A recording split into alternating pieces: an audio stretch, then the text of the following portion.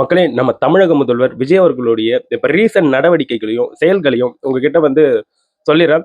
இன்னைக்கான குரல் என்னன்னு பார்க்கும்போது, அதாவது "அறவழி அந்தணன் தாள் சேர்ந்தார் கல்லால், பிறவழி நீந்தல் அரிது" அப்படின்கின்ற இந்த குறளுக்கான விளக்கத்தை இந்த வீடியோவுடைய லாஸ்ட்ல உங்ககிட்ட சொல்லிடுறேன். இப்போ நம்ம தமிழக முதல்வர் அவர்களுடைய சிறப்பான செயல்பாடுகள் மற்றும் சில கான்ட்ரோவர்சி எல்லாம் போய்கிட்டு இருக்கு இல்லையா? டிவிகே கட்சி சம்பந்தப்பட்டு எல்லாத்தையும் பத்தி இன்னைக்கு இந்த வீடியோல எந்த அளவுக்கு ஃபாஸ்டா சொல்ல முடியுமோ அந்த அளவுக்கு ஃபாஸ்டா சொல்லிடுறேன். வணக்கம் மக்களே, நான் உங்க கோகுல். இது உங்க கோகுல் டேக். இது போன்ற வீடியோஸ் எல்லாம் நீங்க தெரிஞ்சுக்கணும்னா கோகுல் டேக் சேனலை சப்ஸ்கிரைப் பண்ணிக்கோங்க. முதல்ல நம்மளுடைய தமிழக முதல்வர் விஜய் அவர்கள் ரீசெண்டா இந்த போக்குவரத்து துறை அதிகாரிகள் கூட தலைமைச் செயலகத்துல ஒரு மீட்டிங் போட்டிருக்காரு.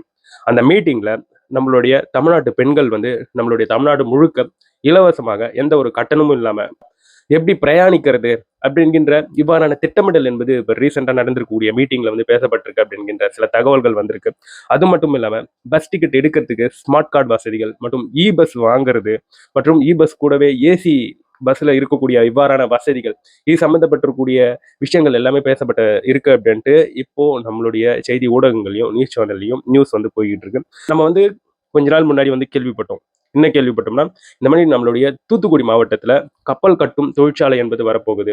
அதற்காக ரீசெண்டா கீர்த்தனா மினிஸ்டர் இருக்காங்க பாத்தீங்களா, தொழில்துறை அமைச்சர் அவர்கள், அவங்க சவுத் கொரியா போயிருந்தாங்க. அந்த இடத்துல அந்த ஹுண்டாய் நிறுவனம் சம்பந்தப்பட்டிருக்கக்கூடிய அதிகாரிகள் கூட போட்டோலாம் எடுத்திருந்தாங்க இல்லையா? இப்போ அந்த அதிகாரிகள் எல்லாருமே சென்னை வந்திருக்காங்க. நம்மளுடைய தமிழக முதல்வர் அவர்களை பார்த்திருக்காங்க. கூடிய விரைவில் தூத்துக்குடியில அந்த கப்பல் கட்டும் தொழிற்சாலைக்கான முதற்கட்ட பணிகள் என்பது நடக்க போகுது. அப்படி அந்த கப்பல் கட்டும் தொழிற்சாலை மட்டும் வந்துச்சுன்னு வைங்களேன், நம்ம ஆளுங்க கிட்டத்தட்ட ஒரு 5,000 பேர் அதுல வேலை செய்யலாங்க. கிட்டத்தட்ட 30,000க்கும் மேற்பட்டிருக்கக்கூடிய இன்வெஸ்ட்மெண்ட் என்பது அதுல பண்ணியிருக்காங்க. 30,000 கோடிக்கு மேல. அப்ப பாத்துக்கோங்க எப்பேற்பட்டிருக்கக்கூடிய ஒரு இண்டஸ்ட்ரி வரப்போகுது. ஹுண்டாய் நிறுவனத்துக்கும் அது ரொம்ப ஈஸியான ஒரு வேலையா இருக்கும். ஏன் ஈஸியான்றனா, அவங்க இங்கே ஸ்ரீபெரும்புதூர்ல இருங்காட்டுக்கோட்டையில உருவாக்கக்கூடிய கார்களை நம்ம தூத்துக்குடி துறைமுகத்துல இருந்து அவங்களுடைய கப்பல்களின் மூலமாக வெளிநாடுகளுக்கு அனுப்புறது இன்னும் அவங்களுக்கு பெட்டரா தான் இருக்கும். அதனால தான் இந்த ப்ராஜெக்ட் இனிஷியேட் பண்ணியிருக்காங்க அவங்க. அதுக்கப்புறம் இந்த மகளிர் உரிமை தொகை இப்போ வரைக்கும் நம்மளுடைய தமிழ்நாட்டு மக்களுக்கு, பெண்களுக்கு அந்த உரிமை வாய்ந்த பெண்களுக்கு ஸ்டாலின் அவர்களுடைய அரசாங்கம், டிஎம்கே கவர்மெண்ட் இதுக்கு முன்னாடி 1000 ரூபாய் போட்டுச்சு இல்லையா? அதுல இருக்கக்கூடிய அந்த உரிமை பெண்களுக்கு எந்த ஒரு தங்கு தடை இல்லாம இப்போ வரைக்கும் அந்த 1000 ரூபாய் போட்டுட்டு வராங்க. இது வரவேற்கத்தக்க ஒரு விஷயம். இன்னொரு மேட்டர் என்னன்னு பார்க்கும்போது, சட்டப்பேரவை கூட்டத்தொடர் என்பது தொடங்க போகுது. ஆளுநர் அவர்கள் உரையாற்ற போறாரு. இது சம்பந்தப்பட்டு இப்போ போய்கிட்டு இருக்கு, மீட்டிங் போயிட்டு இருக்கு. ஆல்ரெடி காலையிலேயே மிகப்பெரிய ஒரு பஞ்சாயத்தா போயிட்டு இருந்து, ஏன்னா டிஎம்கேவை சார்ந்திருக்கக்கூடிய நபர்கள் சில பதாகைகளை கையில ஏந்தினபடி பல எதிர்ப்புகளை தெரிவிச்சிருந்தாங்க டிவிகே கவர்மெண்ட் மேல. முக்கியமா உதயநிதி ஸ்டாலின் அவர்கள் கதறல் சத்தம் கேட்குதா சிஎம் சார் அப்படின்ற மாதிரியான இவ்வாறான பதாகைகளை பிடிச்சு நின்றுட்டு இருந்தாரு. ஏன்னா ரீசெண்ட் டைம்ல பெண்களுக்கு, குழந்தைகளுக்கு நிறைய சம்பவங்கள் நடந்தது பார்த்தீங்களா? அது நம்மளுடைய நாடு முழுவதும் பேசப்பட்டது. இவற்றையெல்லாம் வச்சுதான் அவர் அந்த இடத்துல அவ்வாறான பதவிகளை ஏந்திருக்காரு. இது இவங்களுடைய ஆட்சியில மட்டும்தான் இப்படி நடந்திருக்கான்னு பார்க்கும்போது கிடையாது. இதுக்கு முன்னாடி இருந்திருக்கக்கூடிய டிஎம்கே ஆட்சியிலையும் இது போன்ற சம்பவங்கள் நடந்திருக்கு. பட் இப்போ அவங்க இதற்கு ஸ்ட்ராங்கா அப்போஸ் பண்றாங்க. ஏன்னா விஜய் அவர்கள் அவங்க ஆட்சி செய்யும் போது நிறைய பெண்களுக்கு விளாத்திக்குளம் சம்பவத்தை எல்லாம் பயங்கரமா தாக்கி பேசியிருந்தாரு விஜய் அவர்கள். இப்போ விஜய் அவர்களுக்கு எதிர்ப்பு தெரிவிக்கும் விதமாக இவ்வாறான பதாகைகளை ஏந்தி உதயநிதி ஸ்டாலின் அவர்கள் அவங்களுடைய முக்கியமான நபர்கள் இருப்பாங்க இல்லையா டிஎம்கேல, அவங்க எல்லாம் பதாகைகளில் ஏந்தினபடி அவங்க அங்க தலைமைச் செயலகத்துல இருக்கக்கூடிய அந்த சட்டப்பேரவைக்கு முன்னாடி நின்றுட்டு இருந்தாங்க. அதுக்கப்புறம் சமந்தா அவர்கள் ரீசெண்டா நம்மளுடைய தமிழக முதல்வர் விஜய் அவர்களை மீட் பண்ணியிருக்காங்க. மீட் பண்ணி நிறைய பேசியிருக்காங்க. அது சம்மந்தப்பட்டிருக்கக்கூடிய போட்டோஸும் வெளியே வந்தது.